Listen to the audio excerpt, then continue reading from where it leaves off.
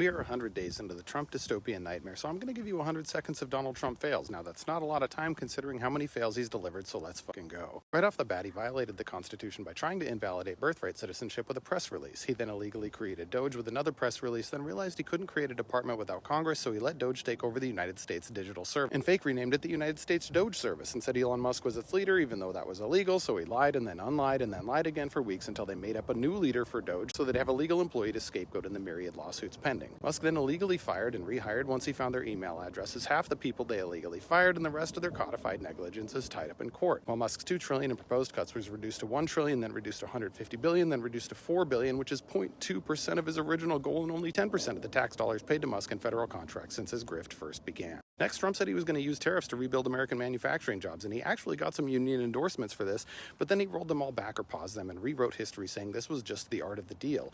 But the deal was supposed to be to create jobs. Instead, his tariffs are costing us jobs, costing us economic growth, and oh yeah, since tariffs are import taxes paid by American business, we're literally using money from Trump inflation to buy job cuts for our friends and neighbors so we can lie and say the money is coming from foreign governments. And this is all going to destroy our GDP because like a snake trying to eat itself tail first to grow itself, you can't grow the economy by feeding the economy to itself. Now the last one is the worst one because Trump said he was going to mass deport 20 million people, which is focus camp level shit, but he couldn't do that because that kind of thing takes too much work, so he just started deporting people randomly to see what happened. As will happen with idiots, he shot the bed right out of the gate, deporting a legal resident and father of a special needs child, resulting in a 9-0 Supreme Court smackdown where even free Cruz, Clarence, and Stop This Steal Samuel said no. But because Trump is like a kid who in response to burning his hand on a hot stove climbs directly into the hot stove and turns the knob to 550 degrees, he then deported a 2-year-old U.S. citizen battling metastatic cancer, a sentence I would have never thought to be possible on any plane in the infinite multiverse because not only is it insanely illegal by constitutional law, case law, and immigration law, it is absolutely fucking abhorrent behavior by any social, cultural, or universal moral standard.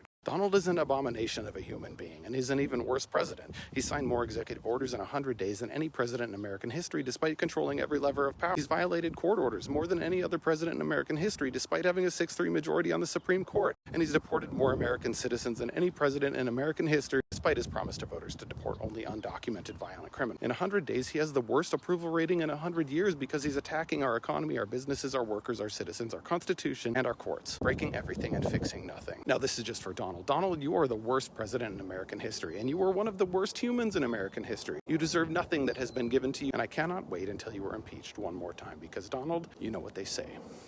The third time's the charm.